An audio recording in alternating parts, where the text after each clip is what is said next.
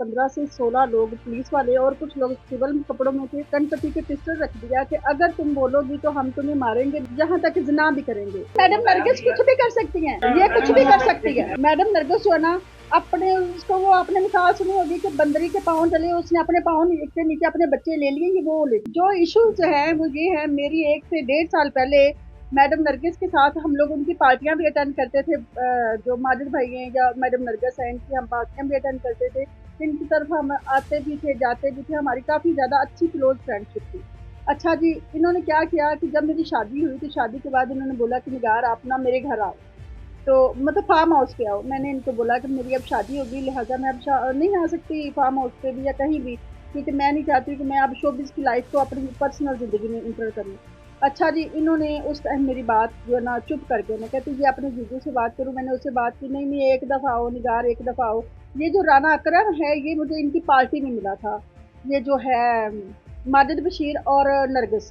मुझे बाद में पता चला कि इन्होंने 5-5 लाख रुपए करके 3 दफ़ा इनसे पार्टी के लिए भी पैसे मंगवाए हैं। खा वो ड्रग्स के चक्कर में हों, खा वो इनके जो होती है, पता नहीं कभी इनकी ड्रग्स पार्टी होती है, कभी इनकी पिल्स पार्टी होती है, कभी इनकी ड्रिंक पार्टी होती है। वो तो इन्होंने नाम रखे हुए हैं पार्टियों के।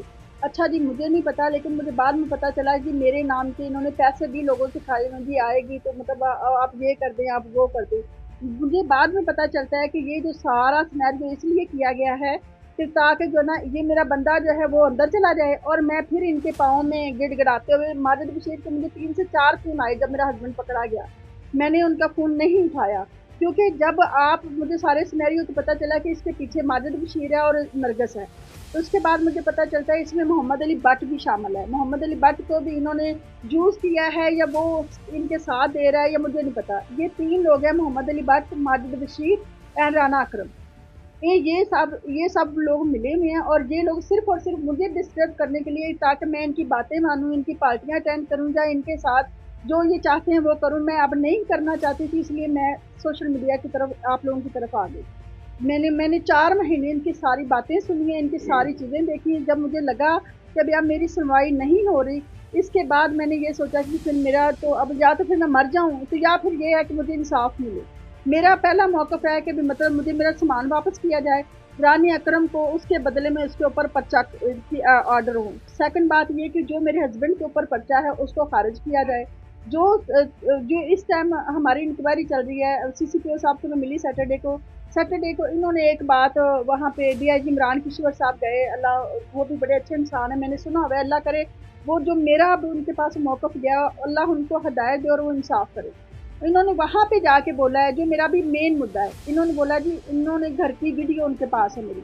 मैं वो चाहती हूँ वो वीडियो सरेआम मंज़िल आम पे लेके आएँ, आप लोगों के पास वो वीडियो आएँ, उनके अंदर जो मेरा सामान गया है, जो मेरी चीज़ें गई हैं, जो भी गया है, ये झूठ कहते हैं, ये सच कहते हैं, कुछ भी कहते हैं, ये सामने लेके आएँ।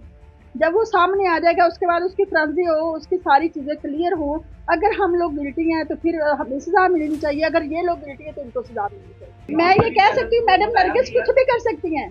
मैडम नरगिस जो है ना, अपने उसको वो आपने मिसाल सुनी होगी कि बंदरी के पाँव चले, उसने अपने पाँव के नीचे अपने बच्चे ले लिए, ये वो ले लिए। ये कुछ भी कर सकती है। जी सर, जो मेरा मुद्दा है वो ये है, 5-7 को मेरे घर एक रेट होती है जिसके ऊपर मतलब राना अकरम साहब जो आते हैं और उसके साथ 15 से 16 लोग पुलिस वाले और कुछ लोग सिविल कपड़ों में थे और कुछ लोग यूनिफॉर्म में थे।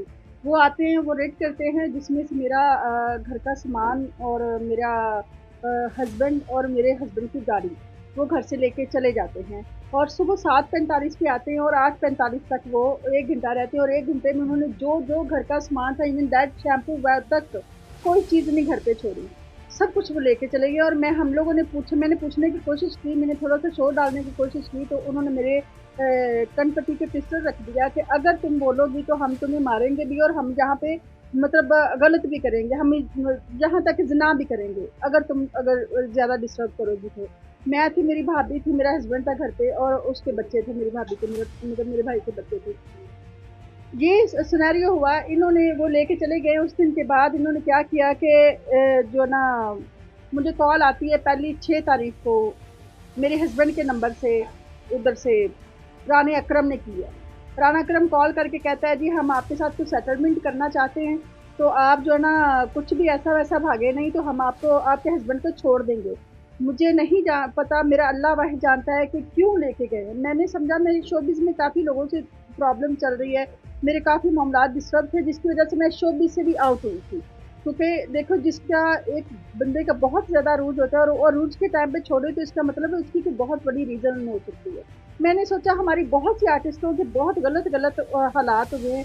कुछ लोगों को कत्ल किया जाता है, कुछ को दबा के बिठाया जाता है, किसी के साथ कुछ ज़्यादतियाँ होती रहती हैं। मैंने कहा उन ज़्यादतियों से बचने के लिए मैंने शादी कर ली। लेकिन वो शादी का जो क्या हुआ कि मुझे नहीं पता था कि शादी के बाद मेरे साथ क्या होगा। इन्होंने मेरे हस्बैंड को लेके गए, मेरे हस्बैंड को जाके इन्होंने 6-5 दिन अंदर रखा है। पहले दिन इन्होंने कॉल की थी, इन्होंने बोला जी 50 लाख रुपया हमें चाहिए तो हम आपके हस्बैंड को छोड़ देंगे। मुझे नहीं कॉल आती है मेरे हस्बैंड ने करवाई है मेरे ससुर को। मेरे ससुर ने बोला कि बेटा हमारे पास तो इतने पैसे नहीं हैं, हम इतने पैसे कहाँ से देंगे? हाँ, 30 लाख रुपया हम कर लेते हैं, 30 लाख रुपया हम आपको दे देते हैं। नहीं, नहीं, नहीं, नहीं, ऐसे नहीं बात करते हैं। जी 2 दिन उन्होंने फ़ोन नहीं उठाया, हम लोग टू मच डिस्टर्ब हो गए। डेफ़िनिटली हम मेंटली टॉर्चर हो रहे थे। उसके बाद इन्होंने क्या किया कि मतलब जो है ना मेरे हस्बैंड को टॉर्चर किया करंट के साथ। और टू मच टॉर्चर किया और मुझे कहता है कि मेरी ना हालत उन्होंने बहुत ख़राब की और मुझे कहते हैं कि जैसे-जैसे हम बोलते हैं ना वैसे-वैसे तुम पीछे बोलो वरना हम तुम्हारी और भी हालत ख़राब करेंगे और हमें रोकने वाला कोई नहीं है। अच्छा क्या मैंने कहा बात क्या है? वो बात पूरी करने ना दे। राने अकरम ने 2 दफ़ा फ़ोन करवाया और राना अकरम कहे दीदी आपको नहीं पता, आप इधर आएँ मैं आपको बताता हूँ कि क्या बात है। मुझे मेरे जो वकील हैं आसिफ भाई, मैंने इनसे बात की। मैंने कहा आसिफ भाई मुझे ऐसे-ऐसे कह रहे हैं कि भी आप आएँ आपसे बात करनी है। तो आसिफ भाई ने मुझे बोला क्योंकि ये वकील है मैं नहीं जानती इन चीज़ों को, ये जानते हैं। इन्होंने बोला कि भी जो है ना आपने नहीं जाना, क्योंकि ये ना हो कि वो आपके हस्बैंड को लेके गए हैं, आपको नहीं पता किस बिहाफ़ पे लेके गए हैं, तो ये ना हो कि आपके ऊपर भी कोई मसला बना दें। मैंने उनको बोला कि आई एम सॉरी मैं नहीं आ सकती, लिहाज़ा आप मुझे यहाँ पे बताएँ क्या बात है। अच्छा जी दूसरी दफ़ा उन्होंने बोला जी 70 लाख रुपया चाहिए। 7 तारीख को बोला। हमने उनको बोला जी मतलब जो है ना आप हमें वजह तो बताएँ किस बिहाफ़ पे लेके आए हैं, क्या बात है, क्या बात नहीं है। अच्छा राना इकरम ने मुझे बोला कि भई आप जो है ना आ जाएँ, मेरे ऑफ़िस आ जाएँ, हम आपको वजह बताते हैं। अच्छा जी मैंने दिल में सोचा कि मैंने अपने आसिफ को भी वकील भाई को भी लिया, दूसरा भी एक मेरा भाई था उसको भी लिया, लेके मैं चली गई। मैंने कहा क्या होगा मार देंगे, मर जाएँगे, पहले भी तो मर ही गए ना जो सूरत-ए-हाल हो गई है। अच्छा जी हम गए, हम वहाँ पे 2 घंटे खड़े रहे, इन्होंने दरवाज़ा नहीं खुलवाया। उन्होंने बोला जी अंदर से कॉल करवाएँ, तो वो अंदर से आके दरवाज़ा खोलेंगे बोलेंगे तो हम दरवाज़ा खोलेंगे वरना हम दरवाज़ा नहीं खोलेंगे। एनीहाउ जी इन्होंने के नंबर बंद थे, मैं अंदर नहीं गई, इस वजह से हम लोग वापस आए। 10 तारीख को हमें पता चलता है जी मेरे हस्बैंड के ऊपर पर्चा हो जाता है और पर्चा जो है वो इन्होंने दिया 9C का। 9C का जो पर्चा दिया उसका हमें तो मुझे तो पहली दफ़ा मैंने 9C पहली दफ़ा सुना, मुझे तो पता ही नहीं था कि ये 9C क्या होता है। अच्छा जी मैंने आसिफ भाई को बोला ये 9C क्या होता है? कहता है ये तो उसका ड्रग्स का पर्चा, मंशियात का पर्चा होता है। अच्छा जी हमने सोचा कि चलो क्या होगा ज़्यादा से ज़्यादा, जब पर्चा हमारे सामने आया पर्चे के ऊपर टू मच मवाद और उसका जो वक़्वा वारदात उन्होंने डाला, वो डाला वादत कॉलोनी का। जब हमारे घर से लेके गए सारा सामान, सारी चीज़ें लेके गए, तो उधर वादत कॉलोनी का कोई कुछ ही नहीं बनता। उसके बाद क्या किया मैंने सीसीपीओ में एक एप्लीकेशन दी, जो एप्लीकेशन थी वो मेरी जो इस मौके पे थी कि भई ये मेरे घर आए, मेरा सामान लेके गए, मेरे हस्बैंड लेके गए, मेरे हस्बैंड की गाड़ी को लेके गए और हम लोगों को इन्होंने बहुत ज़्यादा मेंटली टॉर्चर किया और जो है ना हमें बहुत ज़्यादा डिस्टर्ब किया। पूरी बात बताना हमारा आपको फ़र्ज़ था क्योंकि आपको नॉलेज में होना चाहिए कि एक्चुअली हुआ क्या और कैसे हुआ।